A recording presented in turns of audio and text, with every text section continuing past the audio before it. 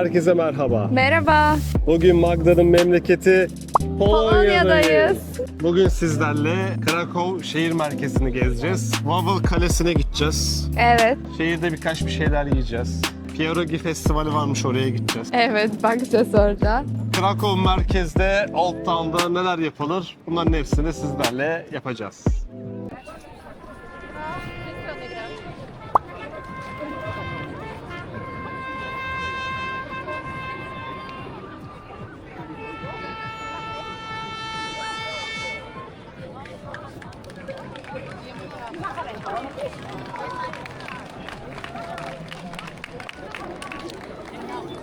Arkamızda görmüş olduğunuz kilisenin adı Mariaşki Kilisesi ve Krakow şehrinin ikonik yerlerinden bir tanesi. Bu kilisenin özelliği şu: her saat başı arkamızda görmüş olduğunuz kulenin tepesinden birisi trompet çalıyor. Bu çaldığı melodiye de ne deniyordu? Hey now. Hey Now melodisi çalınıyormuş. Bu Hey Now melodisini ama çalarken hep yarıda kesiyor. Çünkü efsaneye göre şehri uyarmaya çalışırken nöbetçi trompeti çalmaya başlayınca düşman onu aşağıdan okla vuruyormuş. Tam da okla vurulduğu sırada yarıda kesiliyormuş.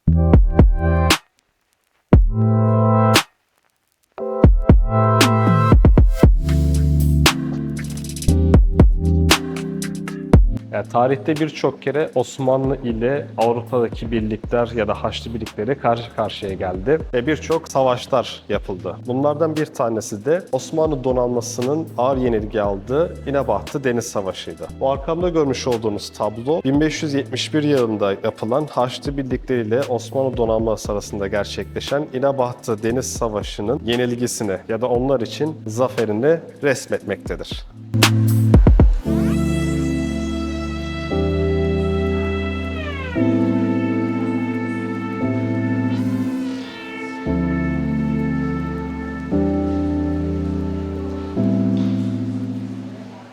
Arkamda gördüğünüz kişi Jan III. Sobieski. Polonya ve Osmanlı tarihinde önemli birisi.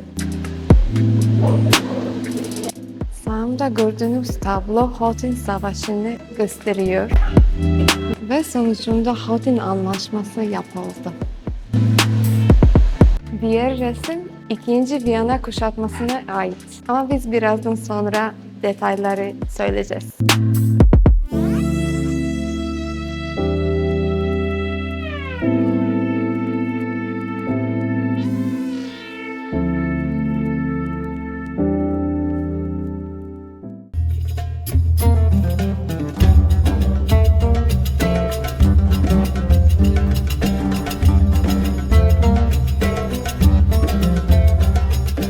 Destur Sultan Süleyman Han Hazretleri denebilirdi ilk Viyana kuşatması sonrasında.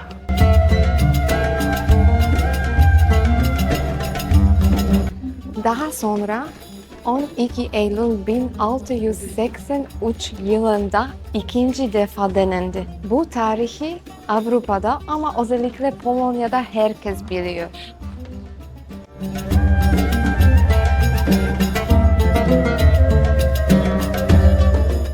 Az önce bahsettiğim Jan III. Sobieski kuşatmaya yardıma geldi ve Osmanlı ordusu yenildi.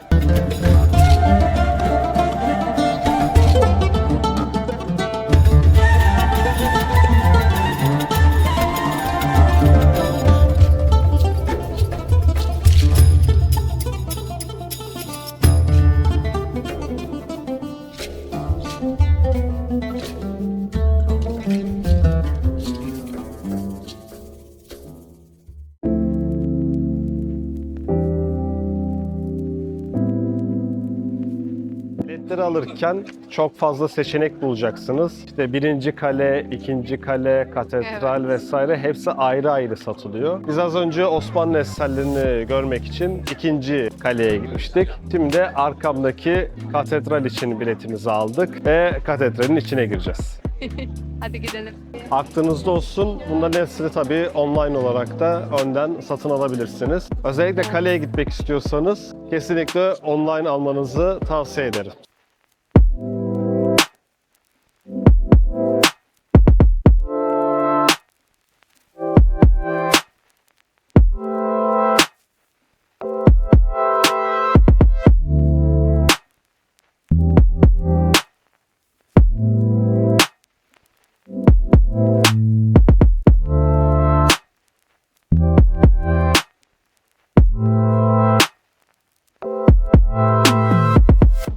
Katedralin altında ise Polonya tarihindeki birçok kralın kendi mezarı bulunmakta. Tabii yine karşımıza 3. Jan Sobieski çıkıyor. Viyana'da Osmanlı'yı durduran.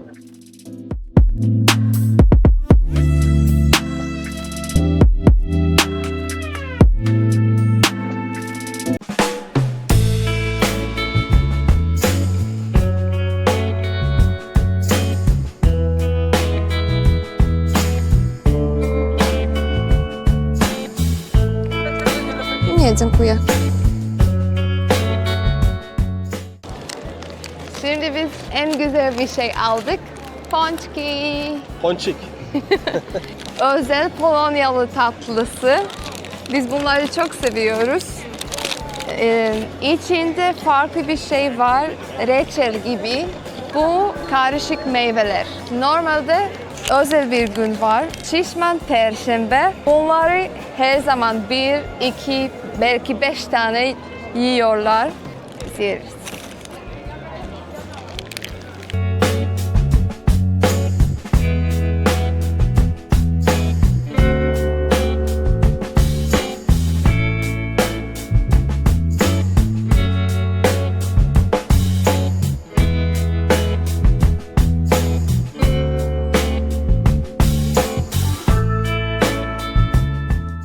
Şimdi nereye geldik? Barbakan. Şimdi Barbakan, arkamda görmüş olduğunuz aslında bir şehri savunma şekliymiş. Şehrin dış duvarı kapısıyla daha da dışarıda kalan bir alanda inşa edilip şehrin kapısını savunmak için yapılmış olan bir savunma stratejisi. Mesela bir düşman şehre girmek istediği zaman ana kapıdan işgale başlayacak ama tam ana kapının karşısında harici bir kule şeklinde başka bir yapı daha yapılıyor. Bu yapı sayesinde hem şehrin kapısının kendisinden hem de arkasından iki tarafta da savunma yapılabiliyormuş. Evet ve neden onlar bunu yaptı? Neden? Çünkü Türkler ve Tatarlar çok güçlü ordu vardı. Türk ve Tatarları durdurmak için yaptık ilk başta. Evet, ilk başta. Yani düşündüğümüz zaman farkında mıyız bilmiyorum ama Polonyalılarla çok fazla içli dışlı olmuşuz bir şekilde. Ya onlar bizi durdurmaya çalışmış ya biz onlarla savaşmaya çalışmışız. Bu gördüğünüz şey de sırf bizleri durdurmak içinmiş. Belki de eskiden komşu olabilirdik. Evet, biz komşuyuz. Komşu muyduk? Evet, Komşu. evet, komşu. Az önce size bahsettiğimiz Barbakan arkamızda. Şimdi biz Eskişehir'e Old Town ya da lehçesiyle Stare Miasto. Stare Miasto. Şimdi Stare Miasto'ya doğru gidiyoruz. Bu kral yolu ve bunu görüyor musunuz? Bu ana kapısı, San Florian kapısı.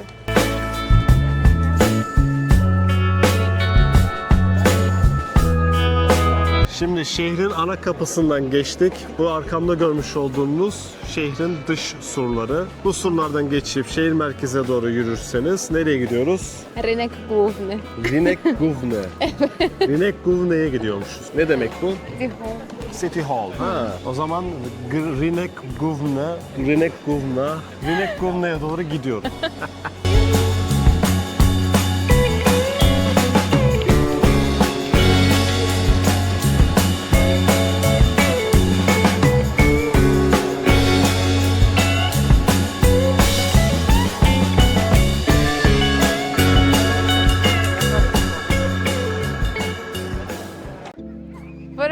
Sukiennice. Sukiennice ne demek? Bedesten ticaret merkezi. Ve Sukiennice Orta Çağ'da Avrupa'nın en büyük ticaret merkezinden biridir. Orta Çağ'da ipek ve baharat yolundan gelen kumaşlar hep burada satılıyormuş. Günümüzde ise burası tamamen hediyelik eşyaların olduğu bir yer haline gelmiş durumda. Eğer Krakow'a gelirseniz burada 1001 çeşit hediyelik eşyayı bulabilirsiniz. Burada tabii şöyle bir şey daha var ilginç olarak. Genelde Yahudiler buradaki dükkanlara sahibiymiş ve buradaki ticaretin çoğunluğunu Yahudiler yürütüyormuş. Ve Kral Kazimierz zamanında artık buradaki esnaf burada Yahudilerden bıktığı için ve rekabet edemediği için onları şehrin dışına çıkarılmasını istemişler. Ve Kazimierz de onları şehrin merkezinden, Stare Miasto'dan dışarıya çıkarıp aynı bir mahalle kurmuş. Günümüzde de şu an o mahallenin adı Kazimierz. Yani o kralın adıyla anılıyor.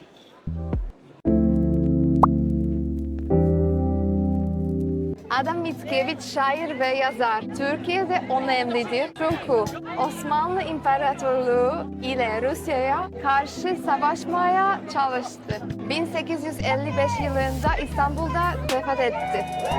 Ayrıca Adam Mickiewicz şu an günümüzdeki İstanbul'da bulunan Polonez köyün kurucularından bir tanesi. Çünkü 1840'lı yıllarda savaştan kaçan Polonyalılar Polonez köyü kurmuştu. Adam Mickiewicz de onlara yardım eden insanlardan bir tanesi.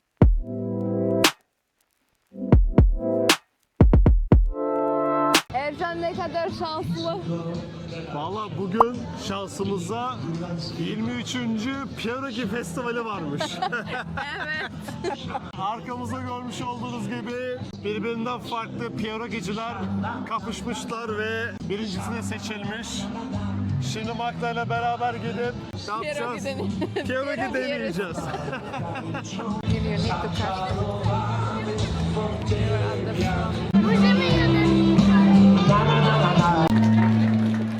Dziękuję, to był zaczarowany. Kochani, a te pierogi to naprawdę pyszne, tylko tak pięknie wygląda. Drodzy tekstu wybitnej polskiej poetki Ewlickiej, Żółte plaże. A dzisiaj byśmy przydali, prawda? To tak, dla mnie będzie łącznie 10 sztuk, 2 z brędzą i oscypkiem, te pierogi zielone ze szpinakiem, pierogi ruskie 2 i niech będą z jagnięciną i miętowym pesto. A zobaczymy. 10 sztuk. I to wszystko Proszę będzie. pamiętać numerek 7 i 8. 7 i 8. Super. Kartę Kartą. Będziesz czekał.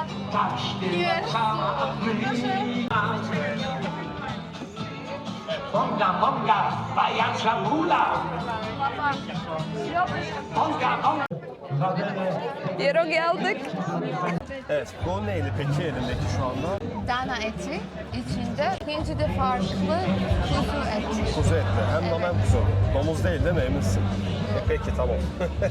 O zaman etli olanlara geçtik. Deneyelim bakalım. Güzel güzel. Bence bayağı başarılı. Ispanaklı. Ispanaklı olanı da keseyim. Bu da böyle ıspanaklı olan pierogi. Güzel yapmışlar ya. Evet. Evet, şansımıza Pierogi Festivali denk geldi. Kısmette bu da varmış. Farklı farklı pierogileri tek bir festival içerisinde tadabiliyorum. Bizimki pierogi göbek olacak bugün.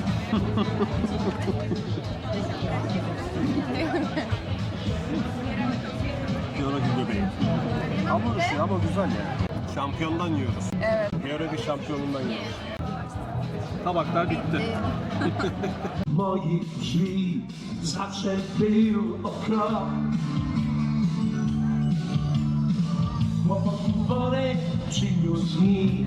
23. Pierogi Festivali kutlu olsun. Mój świat.